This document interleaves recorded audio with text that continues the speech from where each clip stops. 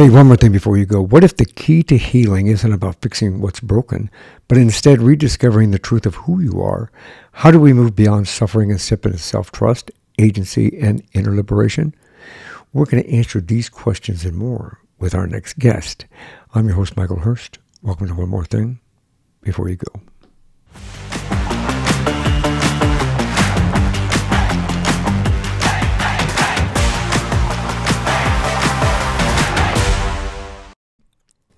Today we're joined by Julian Bermudez. He's a transformational guide who helps people break free from old patterns and reconnect with their authentic selves. That's what we all want to do. Through self-inquiry, reflection, stillness, and psychedelic integration, which we'll get into a little deeper, Julian's work invites people to rebuild their inner relationships with honesty, gentleness, and joy. Julian's approach isn't about quick fixes. It's about deep, lasting transformation. He believes that healing is a journey of awareness, choice, and liberation, and we all have a choice. And he's here to share how you too can step into a more empowered, connected version of yourself. If you've ever felt stuck, disconnected, or unsure of how to move forward, this conversation will challenge, inspire, and open new doors for you. Welcome to the show, Julian. Michael, thank you for having me. So thank you very much for coming on here and sharing your wisdom, your experience, and what we can do to help improve our lives in a more natural and holistic approach. I appreciate that. Thank you. I'm very happy to be here. I always like to start at the beginning. Where'd you grow up? Tell me a bit about yourself. Yeah. Well, in a nutshell, I grew up in Detroit, Michigan. And my dad was 19, my mom was 21. And they were of very different cultures and ethnicities. My dad was Mexican, Puerto Rican. His parents immigrated here. And my mom was German. Her mother moved here after the Second World War. So I grew up in this very racially motivated and segregated area. And my parents, being as young as they were and not really liking each other very much, they bounced me back and forth for the first, 13 years of my life. And as I modeled one parent, as children do, since my parents didn't like each other, they also didn't like me. I became a mirror for that pain. And so I never had anybody to protect me. I never had a safe place, and the doors for abuse were wide open. So I internalized a lot of this pain as being these beliefs of I'm defective, there's something wrong with me, I'm not worthy, I'm not good enough of love or safety or protection. And this left me with tremendous pain all throughout my life. And in my early 20s, I really sought to try to transform that, to try to figure out how I could live life in a more meaningful way that allowed me to not just feel safe, but actually enjoy life. And so I went to university more like, and started studying addiction psychology and clinical psychology. And through my own self-study and finding some teachers, I found this mode of therapy.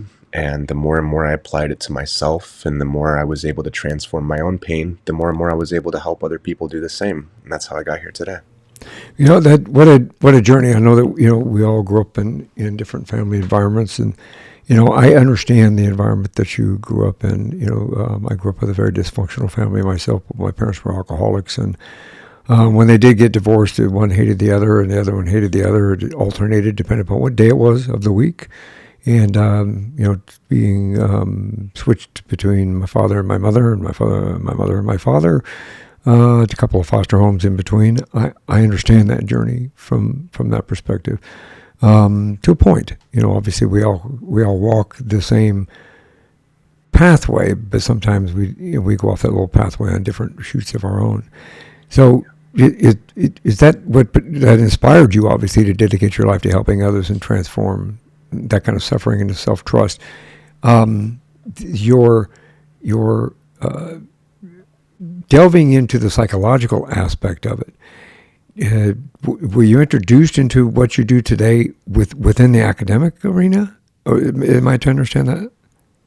Yeah, the university I was going to didn't have very many answers for what I was looking for. In terms of addictions, it's a complex mechanism of environment and genetics. And at the very worst, it was people are making a choice and deserve to be punished.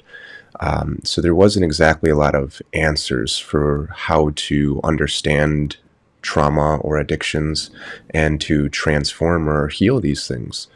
So I started Mm. looking for teachers through my own, and I found some medical specialists who were in this field of addictions. And through that, I found a tremendous amount of literature, medical literature, and I reviewed all of it over the course of about 7 years.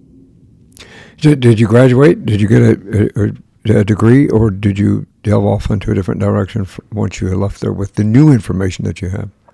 Yeah, I finished the undergraduate, and then eventually I went and grabbed a master's as well. So, how does I know that you did a lot of self inquiry, I'm sure, and reflection in regard to your life and where you were and how you can apply what you've learned and the new things that you have learned into what you do today.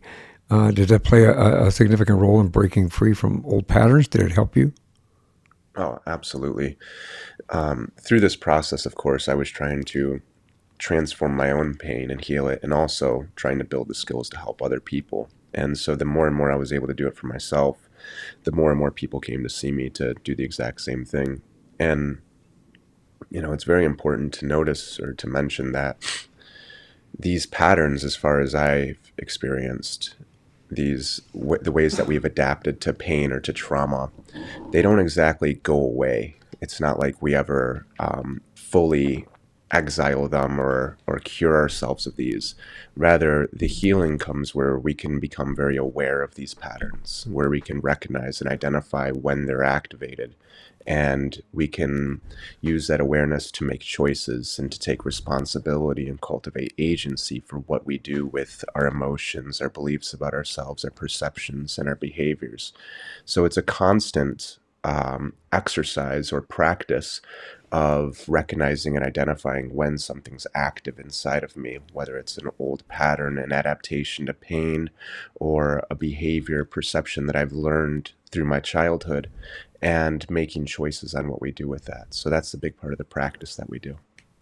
So, if I can ask you this, at least part of your personal transformation and your personal journey in itself, I know that you had talked about you went into college, into university, in order to learn about addiction patterns and so forth. And we all know that addiction can be many things, not just drugs or alcohol. It can be anything from eating and addiction to eating, addiction to sex, addiction to so many other aspects of addiction that kind of infiltrate our personal lives, our professional lives, our ability to function within society in a way that we kind of fit in.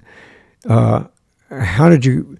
Let's talk a little bit about how you take those kind of things, those kind of incidences, those kind of experiences, and let's talk about what. Let me try it this way. Sorry, I've got like 12 million things running through my head now. I know that you use a psychedelic integration. So, coming from my previous profession that we just spoke about, as a retired police sergeant, actually, the majority of the psychedelic integrations that I had any exposure to were from a different side of that. Between psilocybin and mushrooms and LSD and things like this. How did you make the crossover? I mean, I know that you had the integration from your academic side. How did you make the connection between all of those traumas that I just mentioned and being able to work with people utilizing those from a medical perspective or holistic perspective? That's a long question, isn't it? Let's start with the addiction. So I would define the addiction as any behavior that has short term relief. So there's a craving of it and an inability to give it up, and it has long term consequences. So there's relapse. There's a lot of harm that comes from continuing this. So, like you said, it could be to anything. It could be to substances, of course, and it could also be to things like behaviors like sex, gambling, high adrenaline, high dangerous experiences, relationships, food, anything that provides a short term relief and then has long term harm. So when I work with somebody who's working through addictions, The things that go wrong with the addictions are apparent. They'll tell me right away. They'll say, I lost my health, I lost my family, I lost my job, I lost all my relationships, I lost everything that I had. So the question becomes, well, what worked so well for it that despite all of those negative things, it was a behavior or a pattern that was continued? And very frequently, what I hear is it provided a short term relief from pain. So it was a distraction or an escape from being present and feeling pain that's always here. So the question becomes not why the addiction, but why the pain causing the addiction. And what we find is that when we go through trauma, which I would define as bad things happening that shouldn't happen, and it could also be good things that are supposed to happen that don't happen, it's not so much about the things that happen to us, it's about what happens inside of us as a result to what happens.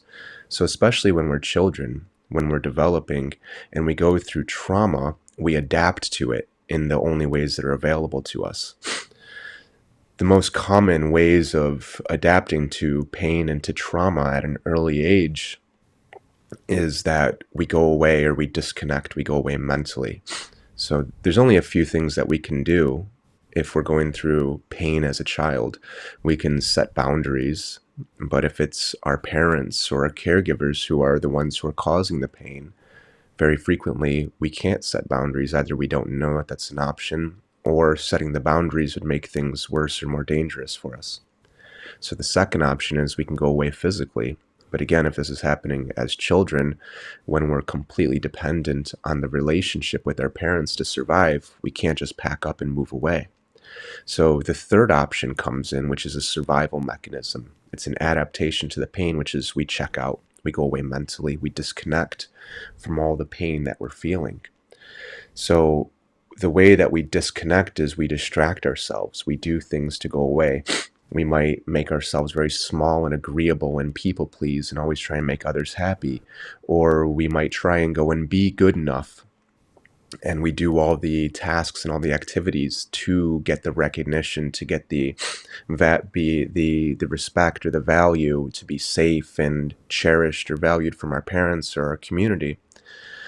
Or we find things that disconnect us and distract us and occupy us from that. So in that sense, the addiction is an adaptation to this early pain. And the pain is not knowing what to do with what we're experiencing, whether it's our emotions or the feelings that we're having from the things that are happening to us. So what we want to do to heal the addiction is to start to reconnect with the feelings, the pain that we have there. We want to build the skills, the tools to navigate pain, to identify it, recognize it, to accept that it's here, and then to process it, to express it and comfort and soothe it. And that's where a psychedelic experience is very powerful, because a psychedelic experience is one that connects you deeply to yourself. So if we can start to build the foundations of not running away from the pain anymore, not avoiding it or distracting from it, but actually turning into it and wanting to engage with it and wanting to comfort it and soothe it and process it, that's where the psychedelic experience is very powerful. Mainstream therapy sessions in regard to anybody involved in, at least in trauma, not just addiction, but even trauma, post-trauma, PTSD, or any kind of traumatic incident that took place in their life. I have found that, I suffer from PTSD. I had mentioned that to you and I before we started this conversation. So from a PTSD perspective, it was difficult for me to have conversations with people because the opportunity to talk about it, sometimes it was good to a perspective, but the majority of the therapist or the individual that I was speaking with, once I got to a certain point within my old career, or certain things that I was having PTSD about, that I wanted to work through, by the time I got to those, they're going, I'm not the right person for you.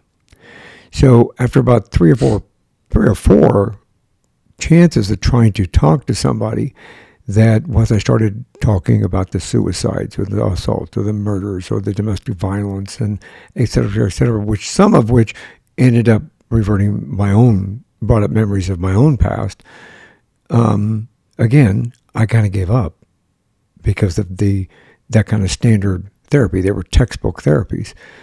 and I did textbook. I'm doing this like you can see the textbook. There were textbook therapies. In doing so, I again I gave up. So obviously, this differs from that type of approach. This is more of a holistic naturopathic approach, if I can say that. Correct me if I'm wrong, but a more holistic naturopathic opportunity for us to give us better introspect instead of just a therapist saying, "Did you like your mother? Did you like your father?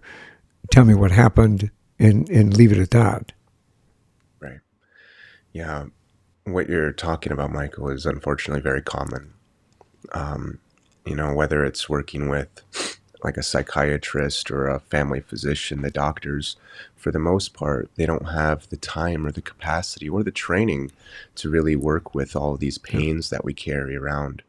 And so then we start working with a therapist, and for the most part, the therapy isn't well suited or well designed to really go into these very difficult, painful areas.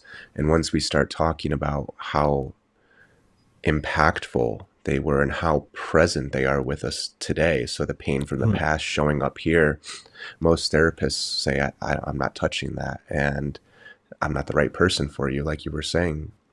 So my approach is very different because, well, I understand a lot of that. I've gone through it all myself. I've Right. seen all of those myself. I've been there myself. I know what this is like. So when somebody comes to work with me because they're going through it themselves, is we can have common ground and common understanding here.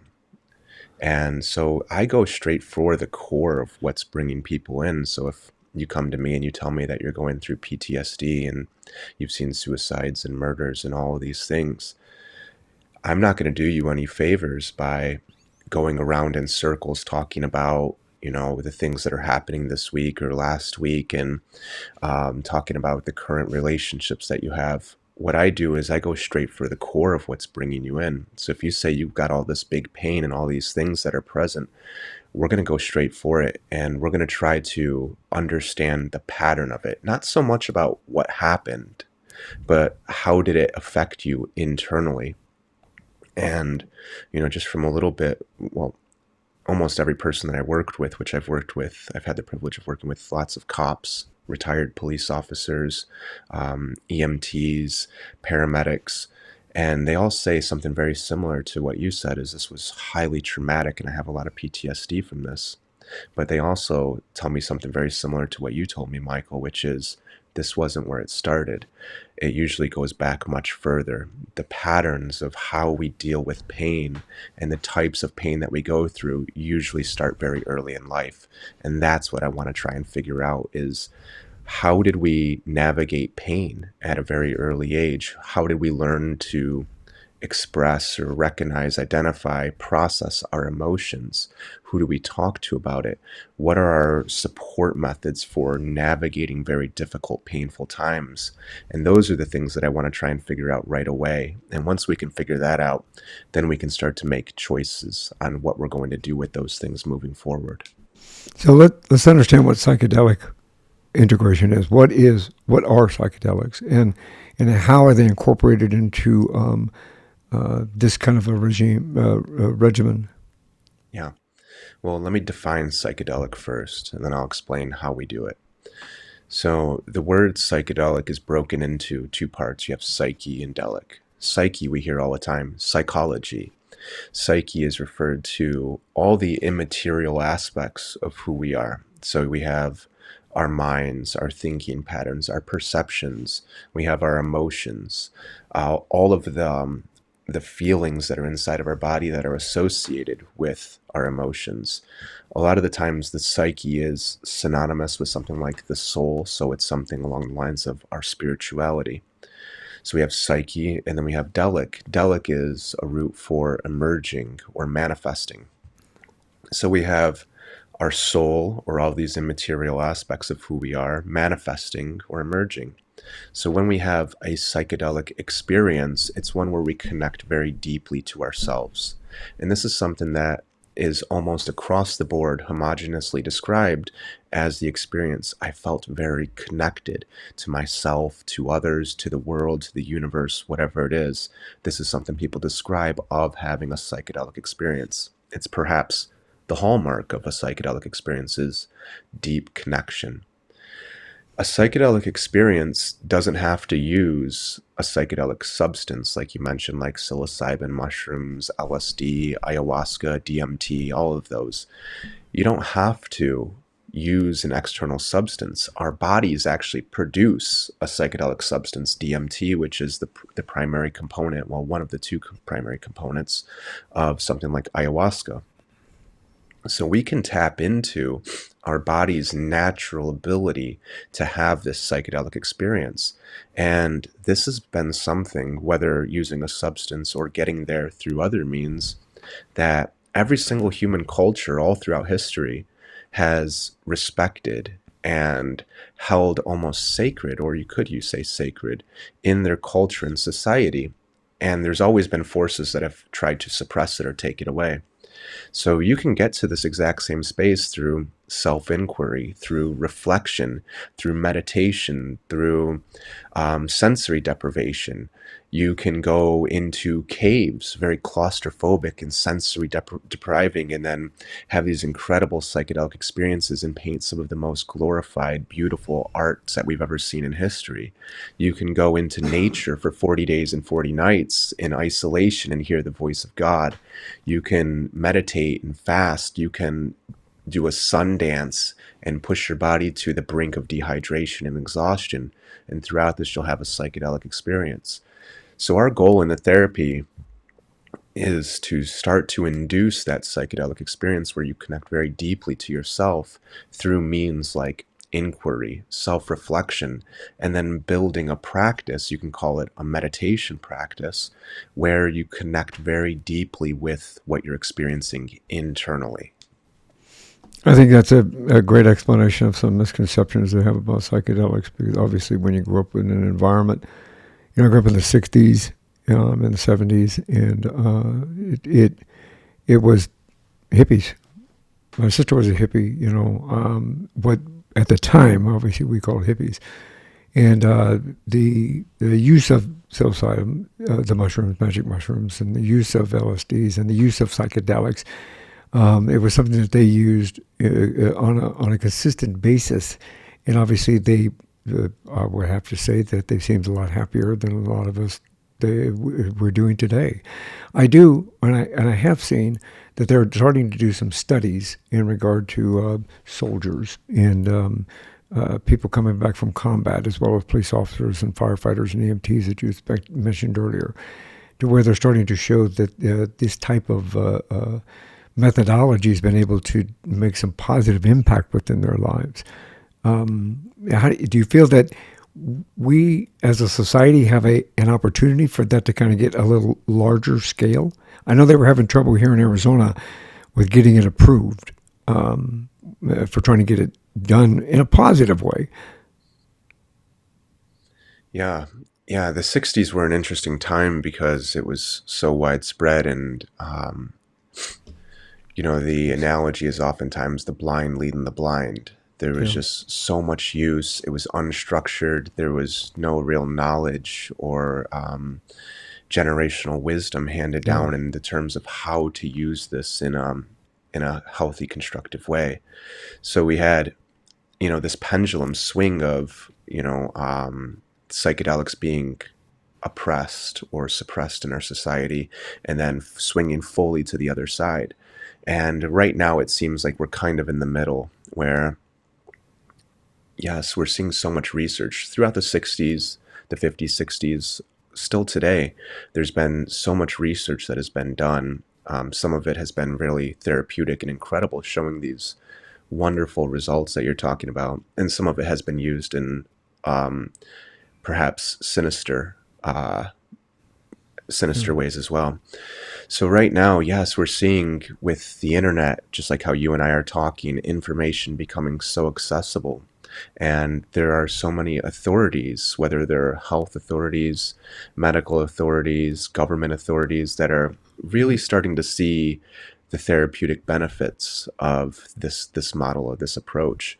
And so, like here in Oregon, they have numerous legislation and policies that are passing and ever changing. Colorado has it. I just saw yesterday, I think it was, that Texas was passing some new legislation. Even Um, Texas. Wow. yeah, yeah. Um, it's hard to keep track of all the states that are doing it right now, but from what I see, it seems like about um, maybe 20 states right now have active legislation passing in some regard or another. So we have this wonderful opportunity right now if it's done correctly. Well, and I think that the misconceptions about it in the first place, it built from the '60s and the '70s, and that widespread use contributed to the apprehension of them passing and changing things. But I'm happy to hear that they're kind of expanding that in that many states. I didn't realize that.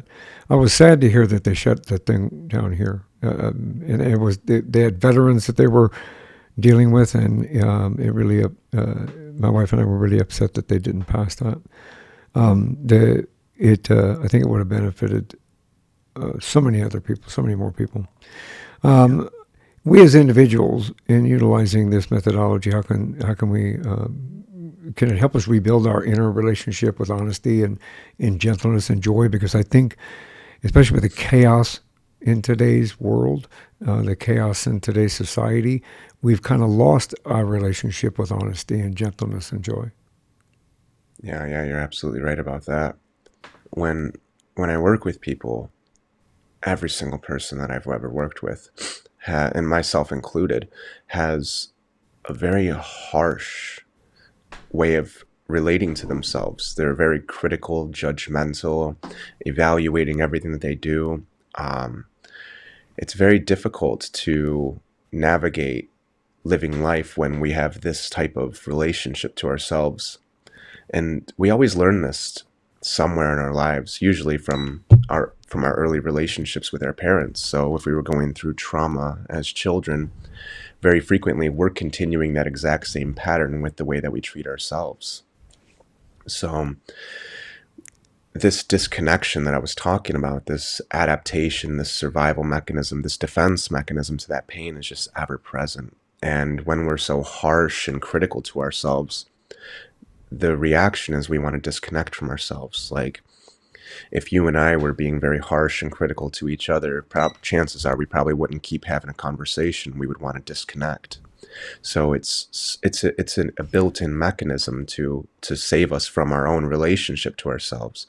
So yeah, when we start doing this therapy, the first things that I want to try and figure out are what is the relationship that we have to ourselves. When I'm working with somebody, what is the relationship that you have to yourself or that they have to themselves? How do they treat themselves? What do they do with their emotions? How do they express or process or soothe their emotions? Or do they suppress them or depress them and bottle them up and stuff them down, as is very commonly found?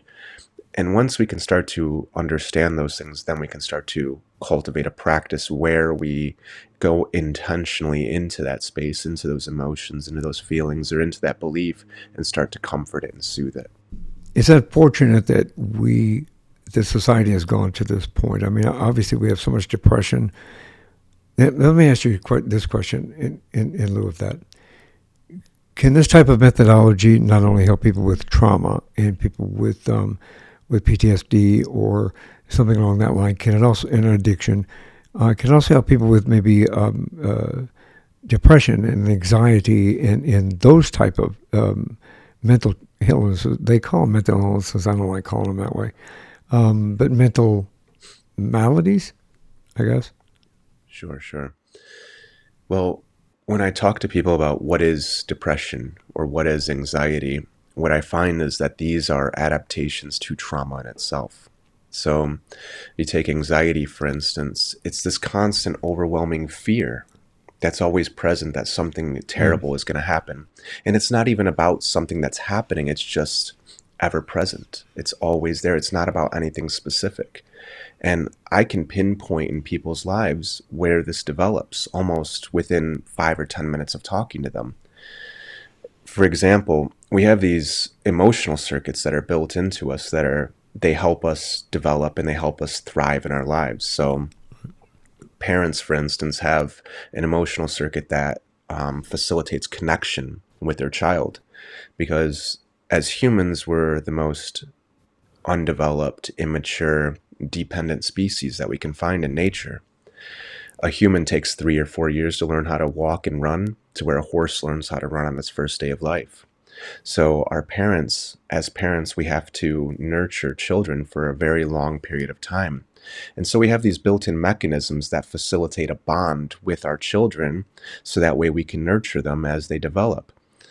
And as children, we have built in mechanisms that go off when we don't get the nurturing that we need. So, for instance, we can see this in animals.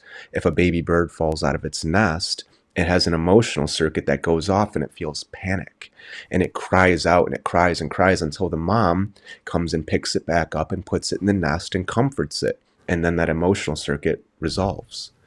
But what happens if our parents are too stressed when we're children, or they're too busy with life to comfort us and nurture us in the way that we need? Or perhaps they're really well meaning, really caring parents, so they listen to the experts, the medical advice that says when your baby's crying, don't hold them. Let them learn how to self soothe, let them learn how to cry it out. They need to learn how to be independent. So, in other words, this emotional circuit of panic that is designed to bring the parents back to comforting you is always activated.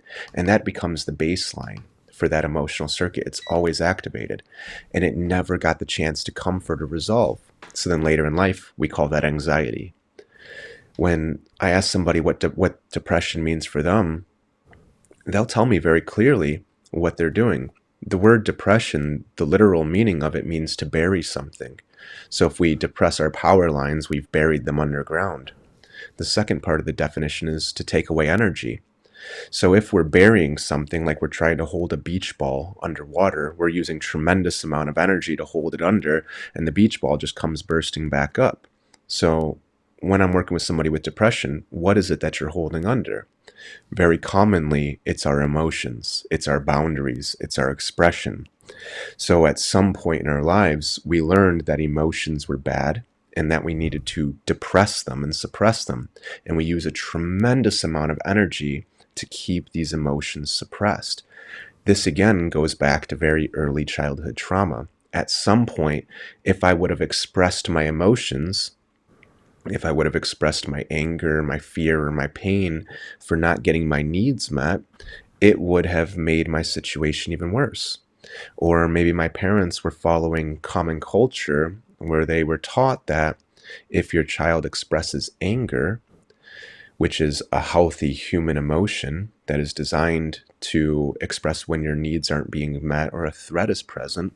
So if the child expresses anger, they need to be exiled and disconnected until they can regulate that emotion, and then they can come back. In other words, they're going to be threatened with the thing that's most important to them, the attachment, the connection.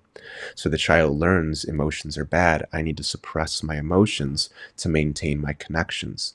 So whether it's anxiety or depression, all of these are adaptations to trauma. They help us at some point. They might even save us, but now they're causing us tremendous harm. So this approach of really getting curious about these patterns that we have and trying to recognize, identify them, and inquiring, why are they here? What is the purpose that they serve? I can see how it hurts me or how it affects me, but what wisdom is here?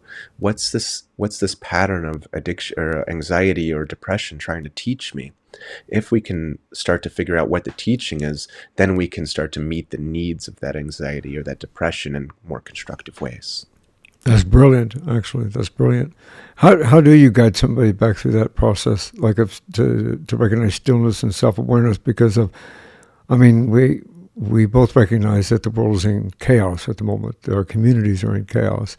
How do you guide people back to that? Yeah, there's so much chaos. The society that we live in is created by humans. We make our society. So all of the turmoil, all the chaos that's in the world, it's an external expression of our internal states, of what we're experiencing inside of us. Very frequently, people are desperately looking for a way to navigate this internal stress, this internal turmoil. So people come to me, and when they're ready to start working with me and they understand that we're going to go straight for the core of their pain and we're going to try to build a relationship with it, most times they're completely ready. And granted, there'll be various defense mechanisms that'll come up that'll try to keep them away from that pain. But if they're convicted to wanting to go into this space, it's very easy to help them turn back into it. So I just ask lots of questions of, what are you experiencing? What are you feeling? Very frequently, those repressed emotions, those repressed feelings, they're right underneath the surface. In fact, people are almost always feeling them, and they go through extreme lengths to try to disconnect from them. So it's not very difficult to reconnect with it. Within 5 minutes, I can help somebody reconnect with those feelings. The problem is that most times we don't know what to do with those feelings, so they overwhelm us, and it's something that we want to try to avoid. So once we can start to identify them, what we need to do is build a practice to figure out, what do we do with these emotions or with this pain that I'm carrying around? And that's something that's fairly simple as well. The question that I usually ask is, well, the line of questioning as well, how often do you feel this feeling or this emotion? Um, is it here now? Is it here every single day? Is it throughout the day? Is it once a week? Is it once a year? Or the next thing is, when do you first remember feeling this, right? If we're noticing this depression and this anxiety, where can you remember first feeling this? And very frequently it goes back to early in life, in which case we look at what was happening then. And then the question is, what did I need when I first started feeling this emotion or this pain or this pattern of adapting to these pains that I'm feeling? And very frequently, it's something very similar. I needed somebody to be with me. I needed somebody to be present with me, to see me, to listen to me, to understand what I'm going through, to validate and reaffirm, of course you're feeling those emotions. Of course you're angry. Of course you're in pain. Of course you're scared. Your needs aren't being met. Your parents aren't available. Your parents are stressed. Your parents are causing you pain, harm, whatever it is. And then we needed some sort of comfort, some sort of physical comfort to begin to feel safe with these emotions. And then we need to be taught, what can we do with these emotions? How do we express them? How do we ask for help? How do I say, I'm in pain right now and I really need some support? Um, and then we need somebody to do that for us and do it consistently. So the practice that we build, Michael, is very simple. It's just to be the parent that we didn't have. So we turn our attention into that feeling of pain, and then we're going to be the people who are going to be present with it. We're going to listen to it. We're going to try to understand it. We're going to say, of course I feel this way. Of course it's here. This makes perfect sense. It's trying to teach me something, and then I'm going to do all the things that it needs me to do in constructive ways. In other words, I'm going to be the person that I didn't have when I first started feeling this pain. So in short, that's what we try to do, is we try to constantly turn our attention to that pain and comfort it.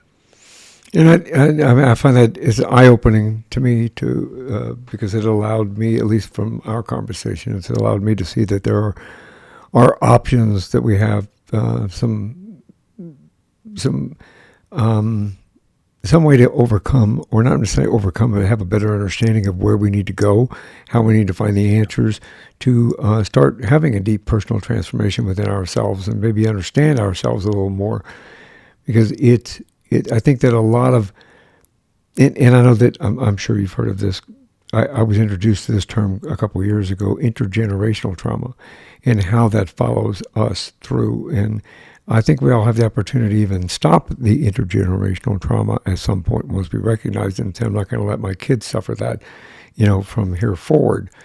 But if somebody feels stuck in old patterns and things like that, what this conversation kind of showcased, what's the first thing you recommend they do to kind of shift their mindset to start going towards a deep personal transformation, or seeking out how to do something like your methodology?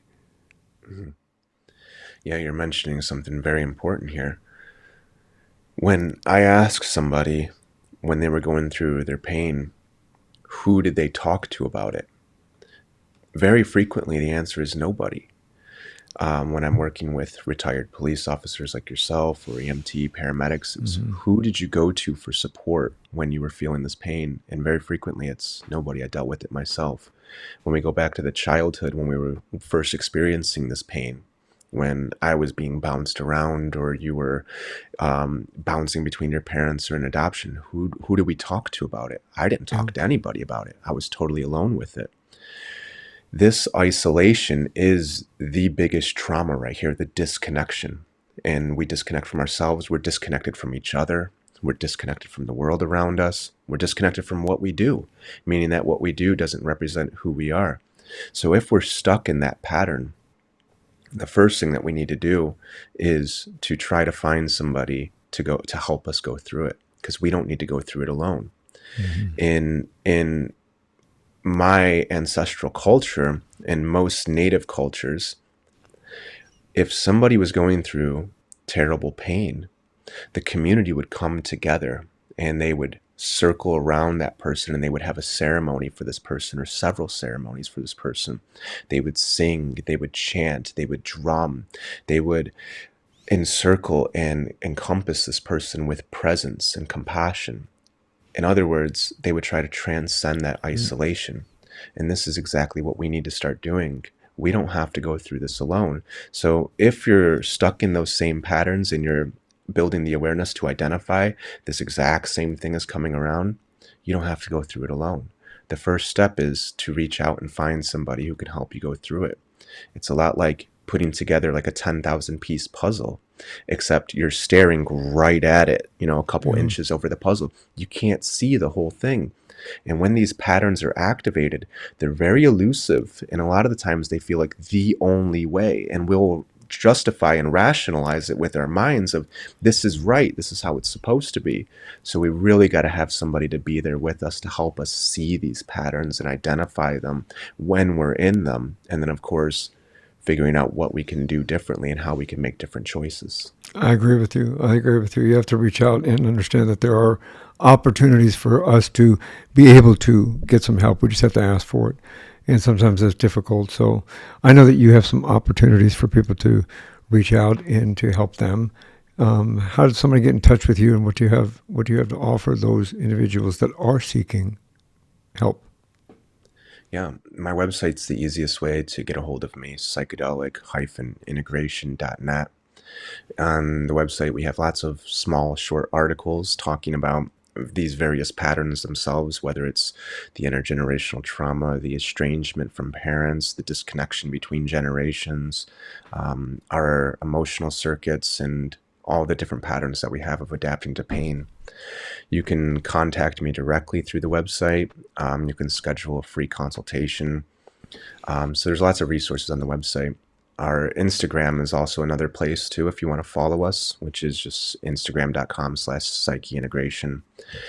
Those are two fantastic ways to stay in touch. Um, Well, I'll make sure that all those are in the show notes and in the on the webpage that's specifically dedicated to this episode. So make it an easy way for people to get in touch with you and get a hold of you, because the first step is to take the step, I think. yeah.